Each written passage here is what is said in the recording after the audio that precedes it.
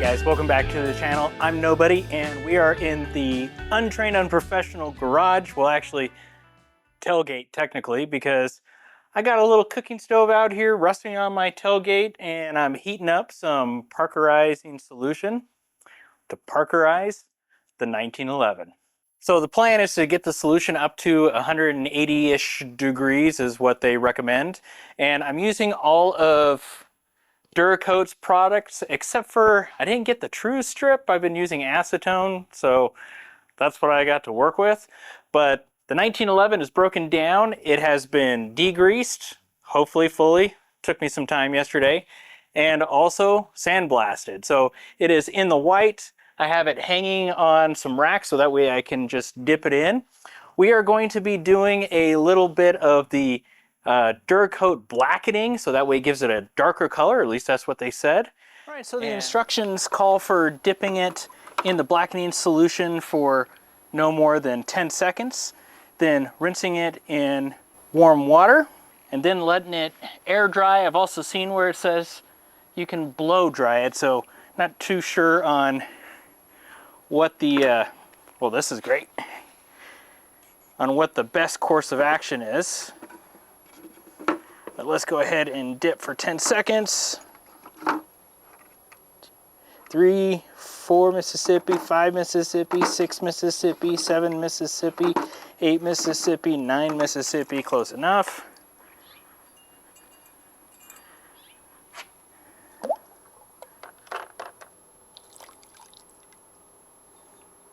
Kind of a cool color right there, huh?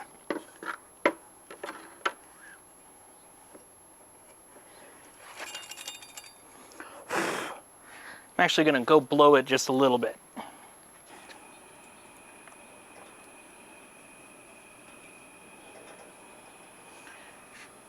Starting my timer, got it set for 15 minutes.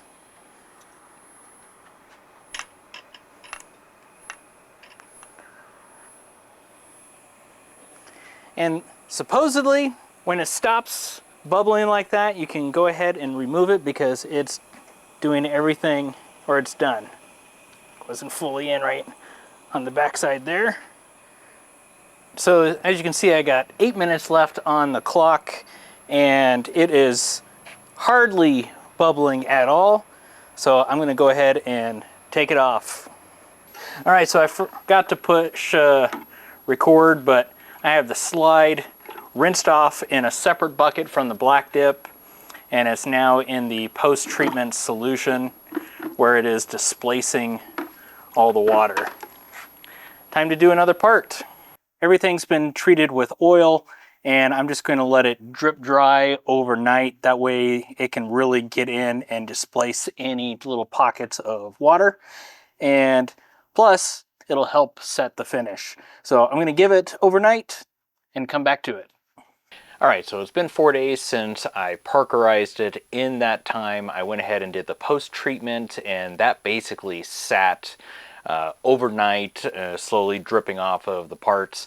And then right after that, I went ahead and took some ballistol, and I heavily coated the parts with that oil, and then wrapped them in towels that were also coated in ballistol. So that way, it would have plenty of time to get everything soaking in while I was living the rest of my life and being responsible and stuff. So, but now we're ready to unwrap everything, and so I had a dream where I went to unwrap these, and you ever see metal rust to where it gets like the red fuzzy fibers all over it, almost like a fungus?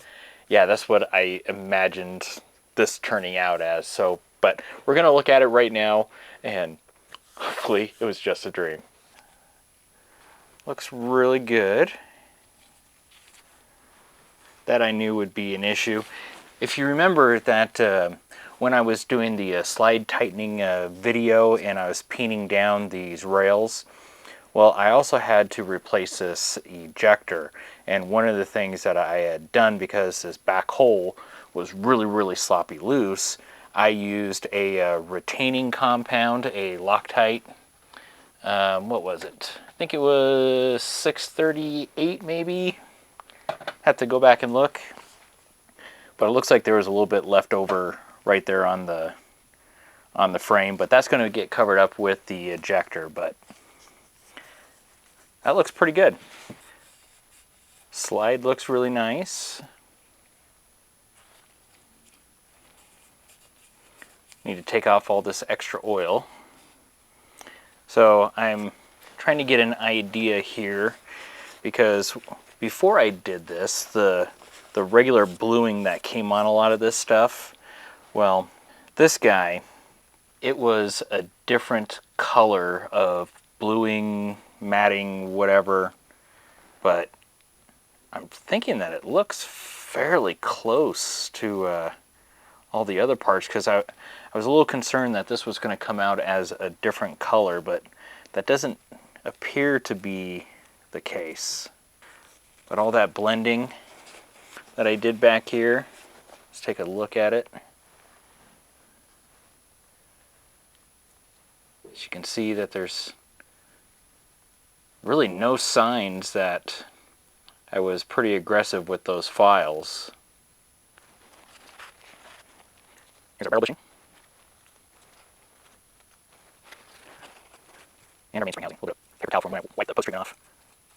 But everything looks good. Is there anything else? Yeah, almost got stuff. Firing pin stop. Here's our ejector and our extractor.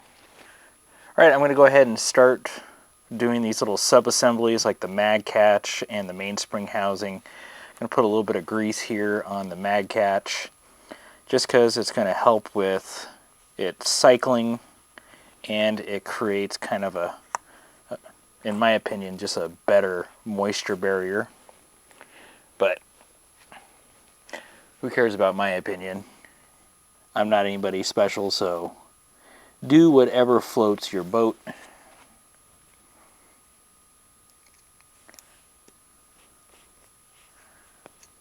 Alright, so that's put together. Let's go ahead and do the mainspring housing. Again, I'm going to do some grease. Just a wee little bit. And actually, let's get a little bit on here just to help kind of spread it out.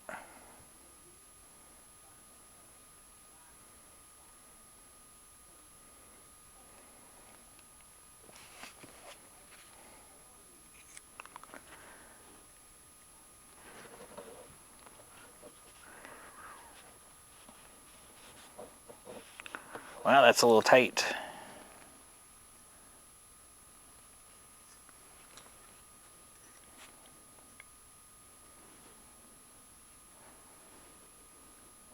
So the phosphate coating looks like it thickened everything up just a little bit.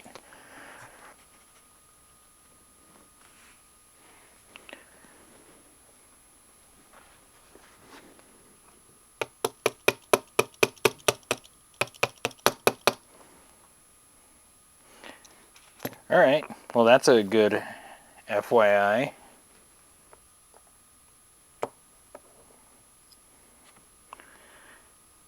We'll have that a little initial struggle, and then it should be fine afterwards.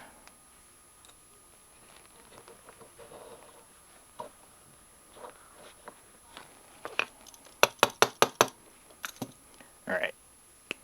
If you're wondering what I'm using, I'm just using, or I'm trying a little bit of cleanse oil. Never really used it before until I watched some of Johnny Glock's videos, and he likes it, so I like to try new things just to see how stuff works.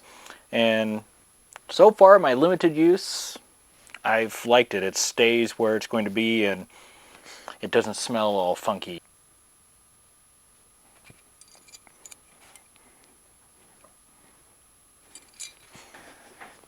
I want to try to take up a little bit of the pre-travel.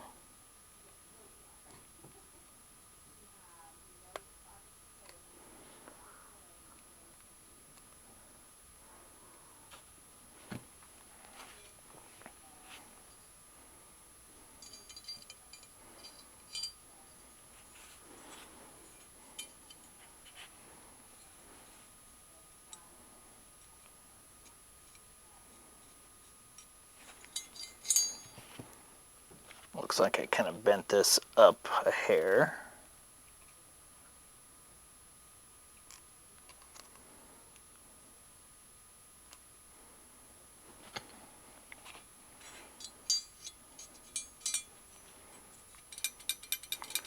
Okay, so that's nice and loose how it should be. Okay, so we're going to go ahead and install the mag release, see how that fits. Seems to be fine.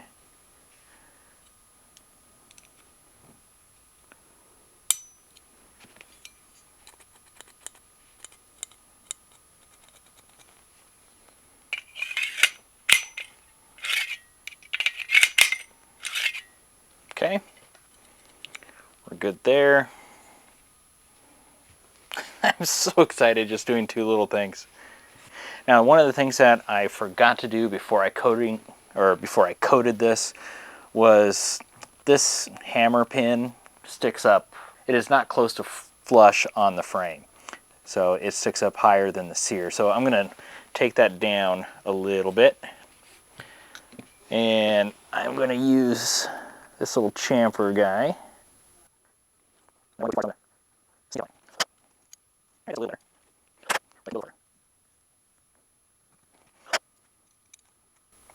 Okay, so that's better.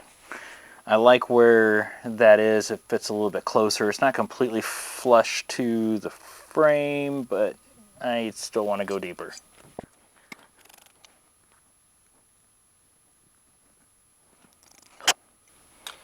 All right, so to give you an idea, that's what she's looking like.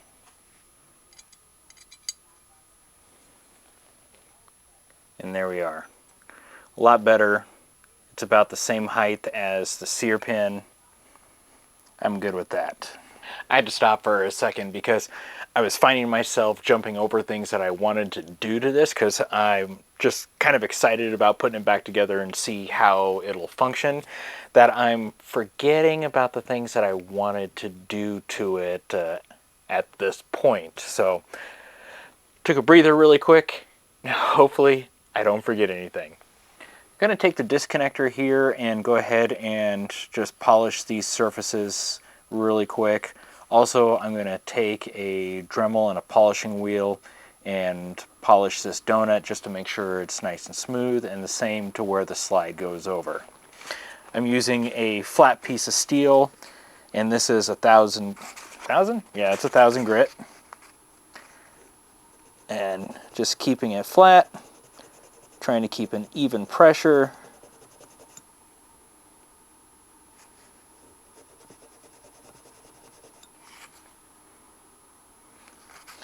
I think I'm just going to take it down to bare metal, because bare metal is probably going to be the smoothest anyway.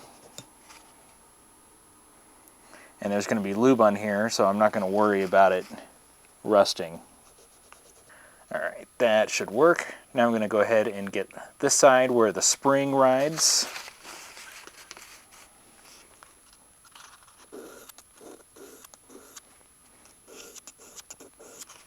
I felt like it polished up pretty quick. And I'm going to go ahead and just round this corner, just in case I created any sharp edges. Because I don't want sharp edges. Alright, that feels good. Now we're going to go ahead and polish this guy really quick.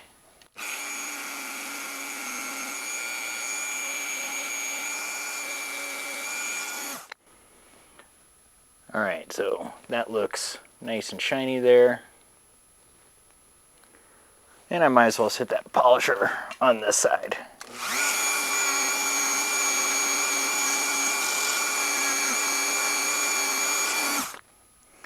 Another thing that I wanted to do was take off all these little sharp edges that are on the spring here. Now, one of the things that I have already done, and I actually did this off camera, was this little hook right here. This actually fits into the frame like that. You can see it inside the mag well there. Well, I noticed before I actually did the coating that it sticks up into the mag well by a significant amount.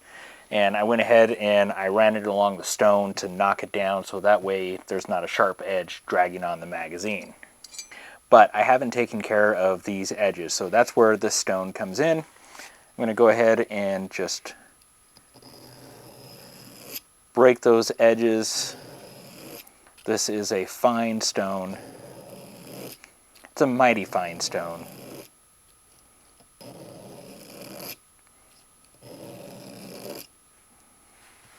And I'm giving it a radius because this is going to go ahead and ride here on the disconnect, and I don't want anything to grab on it.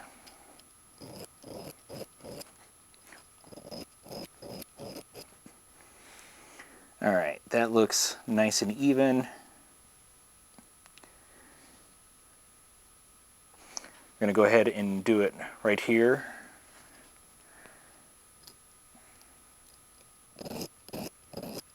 Now I'm doing it on this other swim leg. Just giving that a nice little surface area to where it doesn't want to catch.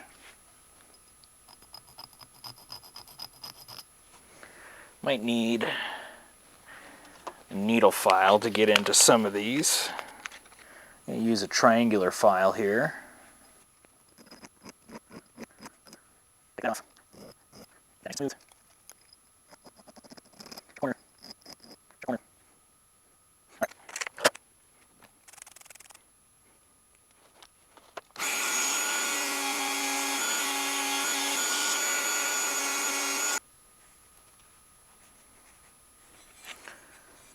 Got my disco and oh,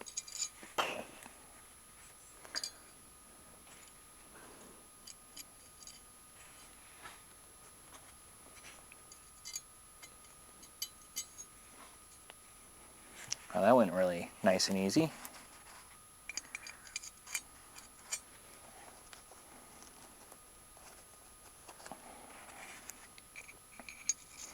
And check to see if there was any grit or anything on my sear and hammer.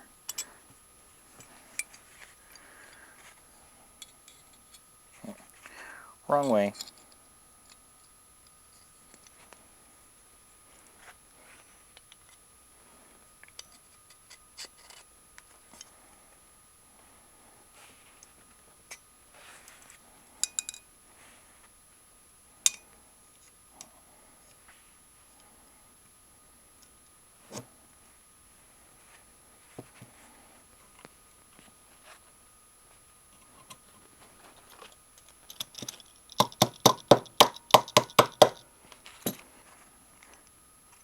And this thing's been tight from the beginning.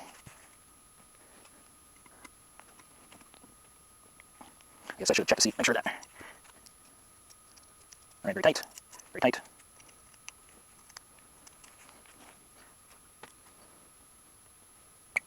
Whoa, super tight. All right, let's not forget. Let's plunger and spring there.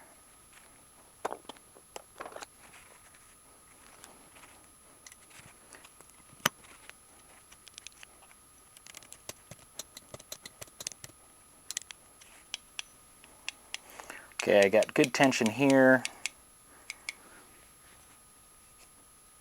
I had played with it before I did the phosphating just because it was super loose, and I bent the spring then just to give you guys a nice little look. Very snazzy. Compressed. I do have a little area right there that blew out. It was from when it was machined. Not a whole lot that I could have done to it. You know, it was going to happen regardless, but still, yeah, it is what it is. But we have a safe gun. I should probably put that ejector on and make sure that it's going to fit nice and tight, which looks like it does because I'm having to tap it in place, which makes me happy because it means that the retaining compound stayed in place.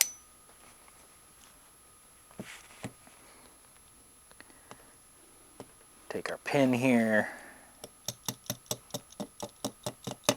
Let's go ahead and set it the rest of the way.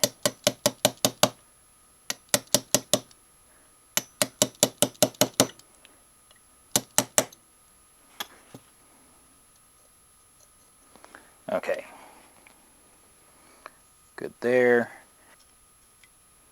Okay, it's not sticking into where the slide's going to run. So, all right, grips. I didn't coat these screws, I just left the original bluing on them. I thought that would look just fine, having a mix of the blue and the phosphate, the magnesium phosphate. No problem with these going in, other than a couple of them seemed a little difficult to start.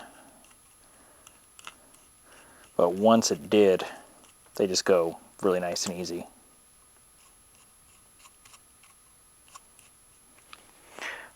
Alright, so that's our frame. I don't know about you, but I think it looks sharp. Alright, now that the frame is done, we need to transition to the slide. And the glaringly obvious thing that I have to do is sights. This is a updated version of a combat pistol, and it originally had 3-dot sights, or this 1911 A1 had 3-dot sights. So why don't I go with 3-dot sights? But we're going to go with Trijicons, and they are going to be taller. And how much taller, you ask? That much taller. Quite a significant difference. And I was really amazed, once I put that on, how much nicer it catches the eye compared to the old 3-dot. As for the front sight, instead of having this small, which this was painted at one point, it was a dark green, and the rear was like a blood red. It was very stupid. But the front sight, that's a big difference. Now, these front sights on these Norinco 1911 A1s have the narrow tenon slot. So my front sight has the narrow tenon slot, plus it actually has a nice wide base, which is what I really liked about it. So it will help give some stability to the taller sight. Now what I need to do is go ahead and fit my rear sight, because this thing is pretty darn tight. And then I need to stake this in, which I've never staked a front sight before. I did get a Brownell staking tool, so I will be using this guy. And hopefully don't mess it up. Alright, so I need to fit the rear sight, and it barely, but it's like a pain in the butt, barely starts to want to go. I'm going to take a little bit off of the bottom with this stone here. I got a little bit of honing oil on it, and I'm going to take it nice and slow. This is a fine stone. That way I don't get going too crazy too fast with it.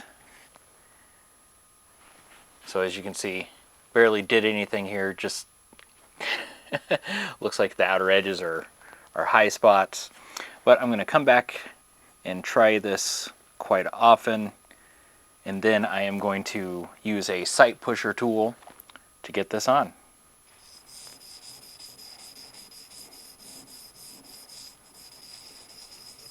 So I got it sanded down far enough. Now I'm just pushing the sight on, and it seems to be going really well. I'm having to use some force, but not like an overwhelming amount.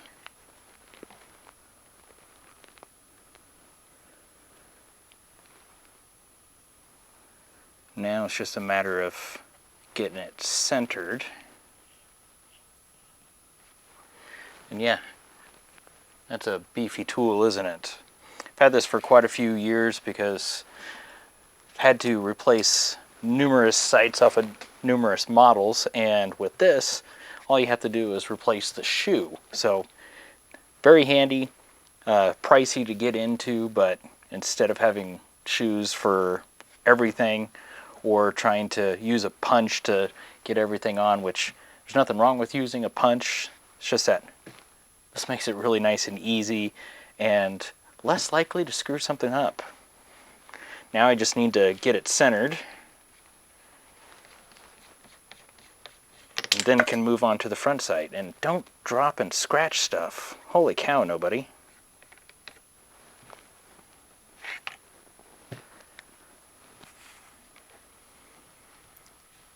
Wow, that's pretty darn close. I'm gonna have to really look at this. I didn't expect to get this close on the first go round. Needs to be eyeballed. Looks like I need to come over just a little bit more. All right, so that is the new rear sight.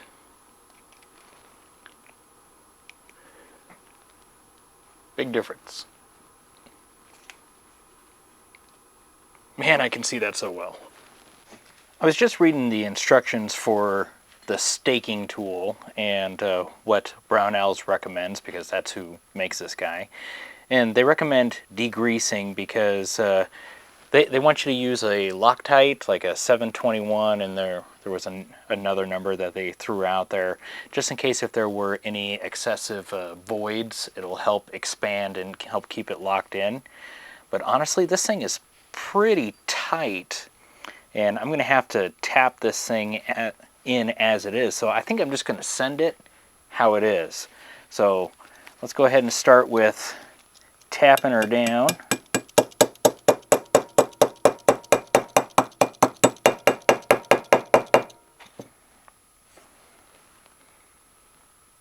Okay, so it's nice and flush all the way around. Yeah, look at that. There is our little tenon right in there. Might be a little bit hard to see, but it is that guy right there. And I need to chuck this into a vise, have the bottom of the front sight, or the top of the front sight supported, so that way I'm not knocking it out as I'm using a hammer. And they recommend using a 4 or 8 ounce hammer. I got an 8 ounce here, which looks pretty boring. I need to customize this. So, but light taps to kind of just expand the metal of the tenon into the little, there's an open bowl that tenon is popping out of, and you want to smash it down to fill in that bowl, and that's what gives the sight its strength. So in combination with that wide base, this thing isn't going to go anywhere unless I do something truly worthy of it.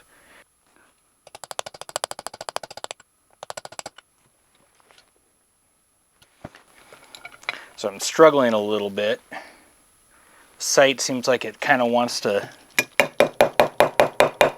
lift up, and I don't know if it'll snug back down afterwards, but I'm going slowly but surely. And I'm trying not to just smash this thing on, because it wants you to slowly tap it in and lightly tap it in, just so the metal will slowly expand into as much of that pocket as possible. And it's kind of hard to see everything.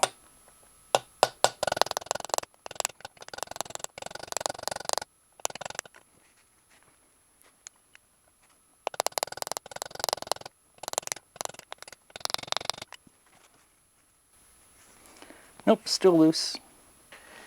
All right, so I learned a couple of things.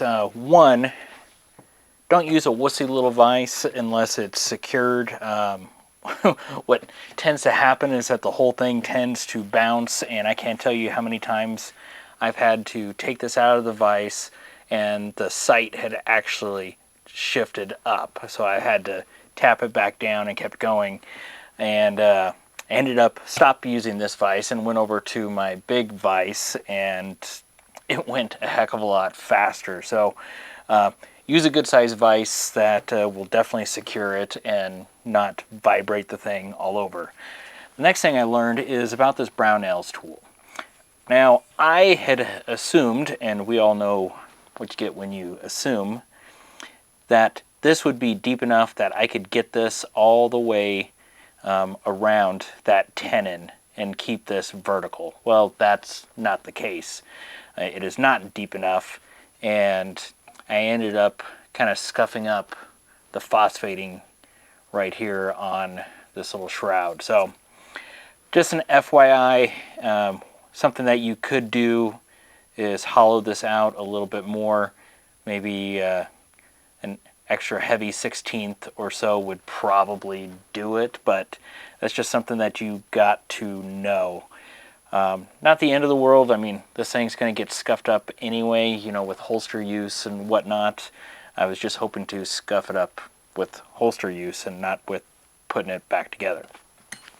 All right, let's take a look at the sight. So the sight is nice and flush to the top of the slide, so happy about that.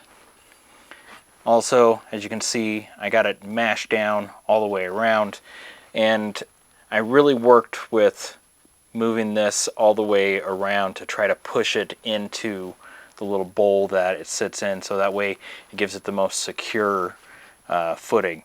I did doubt myself at, well, I was going to say at one point, but it's actually a couple of points, in that I was going, man, I should have used the Loctite, but I was kind of committed at that point, so I kept going. So we'll see if it holds with the use and everything, but it is doing really well. Hey puppy, my dog just came to visit me. How you doing? So now, next thing that I got to do is I got to take a file and slowly work that down enough to where the barrel bushing will go ahead and go in and not interfere on that front sight tenon. See a little here, just around. So I have a little more control. Pretty fine, but we're just finishing as it is. Trying to have more problems.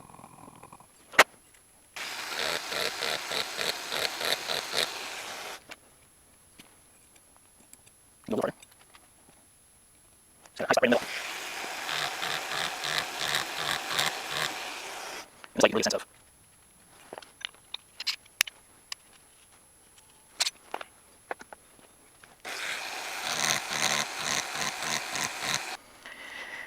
Okay, so went ahead and went pretty aggressive with that sanding tool there, and as you can see, kind of removed some of the finish.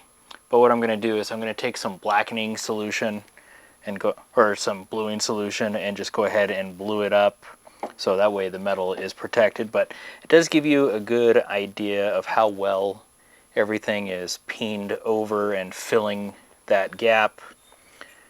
Everything's nice and tight, so nice and happy about that. This took me longer than I thought it would, and part of that is because this barrel bushing fit pretty tight to begin with, so I had to find that tight spot again. So we're going to go ahead and, ooh, nice and tight. Look at that. Doesn't that look so much better? Let's go ahead and grab our firing pin. You know, I should check, since a lot of things have been fitting tight, see how this...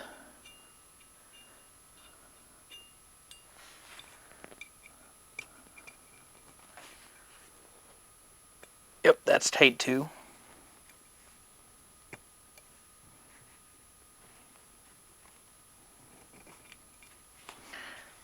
First time it struggles just a little bit.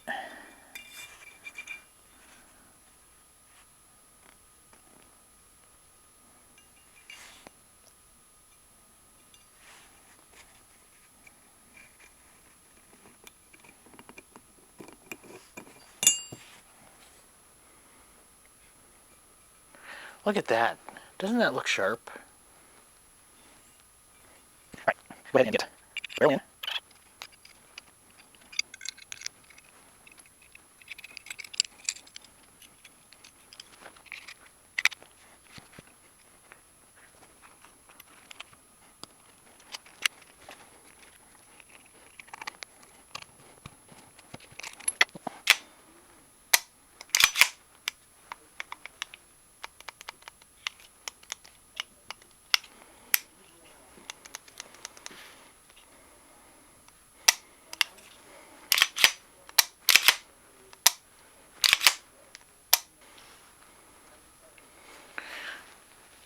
There we are.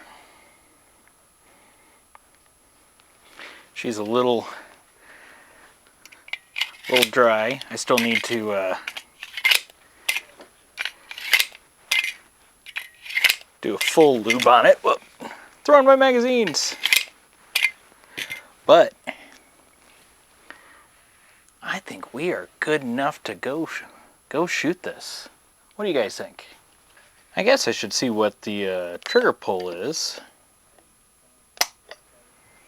4 pounds, 6 ounces. 4 pounds, 8. 4 pounds, 7. 7. So average 4 pounds, 7.3 ounces. And honestly, it doesn't feel that heavy. I mean, it feels really good. I mean, it's like, let's look at the trigger. Watch the trigger move. So I got about 1 millimeter. And boom. Yeah. I like that trigger pull. I don't even want to go lighter with that. I mean, that just feels way too comfortable. And the thing about 1911s is that a heavier trigger pull, it's like a 5 pound trigger pull feels like a 3.5 pound, like on a Glock, just because of how the trigger just feels, at least in my mind.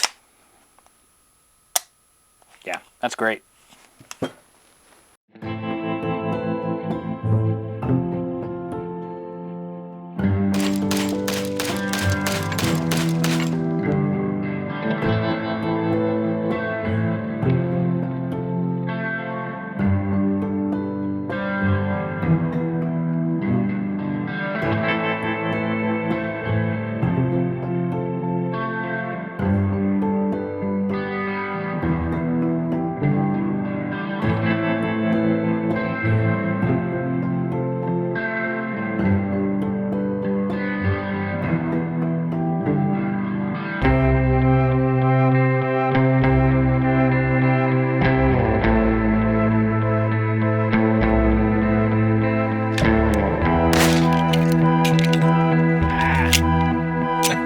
Bite through it.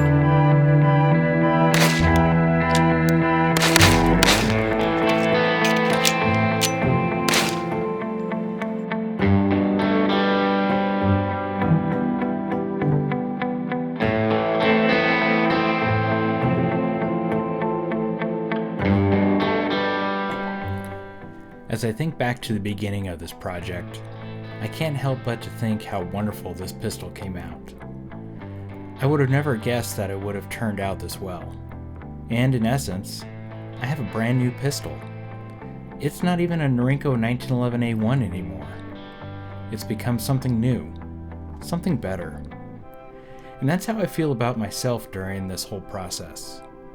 I started out with certain ideas of where I wanted it to go. There were some things that came up that forced me to make decisions that were out of my comfort zone and made me try new things. Most of them succeeded and did really well, and there were some that I didn't do too well, but it's not too bad. As I look down the road just to see what's coming up in my future, I can't help but wonder what's around the bend. I hope it's something worthwhile and fulfilling. Maybe it's something worthwhile to you guys watching. I guess we'll make that turn together.